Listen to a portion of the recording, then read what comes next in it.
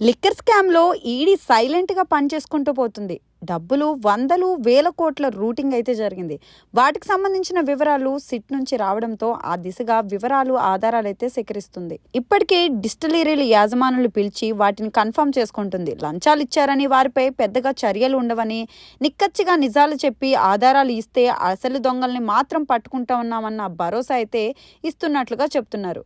మరి దీంతో వారంతా అసలు నిజాలు చెప్తున్నట్లుగా తెలుస్తోంది. మద్యం స్కామ్ లో డిస్టిలరీల నుంచి దోచేసిన దోపిడీతో పాటు ట్యాక్సులు కట్టకుండా అమ్మిన మద్యం, లెక్కల్లోకి రాని అమ్మకాల ద్వారా పెద్ద ఎత్తున మూటగట్టారు.